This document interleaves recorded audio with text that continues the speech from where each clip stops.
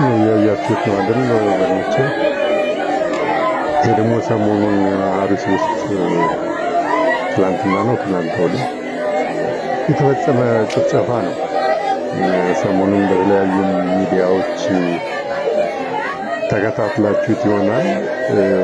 ከነዚህ ሰለባዎች ውስጥ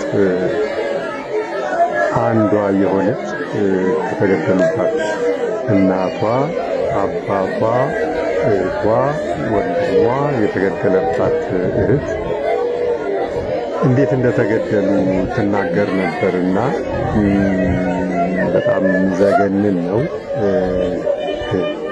ሰው እሺ መግደል እሺ ጠላት የሚለውን ሊገድል ይችላል። ግን እንደዚህ አይነት እሷ የተናገረችውን መድገም አልፈልግም። አሮጊት በሽባ የሆኑ በቃሬዛ የሚንቀሳቀሱ አሮጊት እናትን መድፈር ምን የሚሉት ነው? እስቲ እግዚአብሔር ያሳያችሁ። ስሜትስ እንደዚህ እንዴት ሊነሳሳ ይችላል? እንደዚህ አይነትን እናት ለማጥቃት።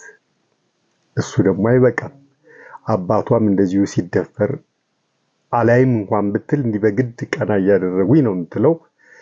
በግድ እንድታይ አድርገው እና ማተብሽን በጥሽ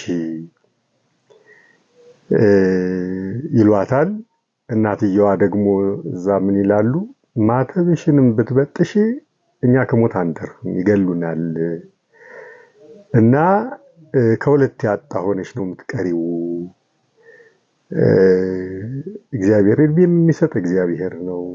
እግዚአብሔር ያልሰጠንን እድሜ ልንኖር አንችልም። ስለዚህ እንዳትበጥሽ ብለው ግድ ይሏታል። ከዛ ከናንገቴ በጥሱት ትላቸዋለች። እንዳሉትም እናትየዋን የተደፈረውን አባቷን ሌሎችም አሉ እነሱንም ይገሉና እሷን ደግሞ በቡድን ይደፍሯታል። እንግዲህ እግዚአብሔር ያሳያችሁ። አንድ ሞት እኮ ግልግል ነው። ሰው እንዴት እኔ ልጠይቅ የምፈልገው ነገር ምንድነው? እነኚህ ሰዎች እንዴት አይነት ሰዎች ናቸው? የሰው ፍጥረት አይደሉም ወይ? እግዚአብሔር የሚባል ነገር አያውቁም ወይ? ፈጣሪ የሚባል ነገር አያውቁም ወይ? ነው ወይስ በቃ ሰው መስለው የመጡ የዱር አውሬዎች ናቸው? እነዚህ እንስሳት ናቸው። የዱር አውሬ ነው ፈጣሪን የማያውቅ፣ ፈጣሪ የሚባል ነገር የማይረዳ፣ እንዲህ ሰውን በአርአያው በአምሳሉ የፈጠረ አምላክ እንዳለ የሚያውቅ የሚረዳ ሰው እንዴት እንዲህ አይነቱን ጆሮ ሊሰማው የማይችለውን ግፍ ፈጽሞ እንደገና ደግሞ ይገድላል? ምን ማለት ነው ይሄ? የራሳቸውን ማንነት እኮ ነው እያሳዩ በአደባባይ እያሰጡ ለዓለም ይፋ እያደረጉ ያሉት። አውሬ ማንነታቸውን፣ ኢሞራላዊነታቸውን፣ ተናጋሪ እንስሳነታቸውን፣ ተናጋሪ አውሬነታቸውን እኮ ነው። ቅርጻቸው ካልሆነ በስተቀር ከሰው ጋር ምንም የሚያመሳስላቸው ነገር እኮ የለም። እነኚህ ሰዎች ምን ማለት ነው ይሄ?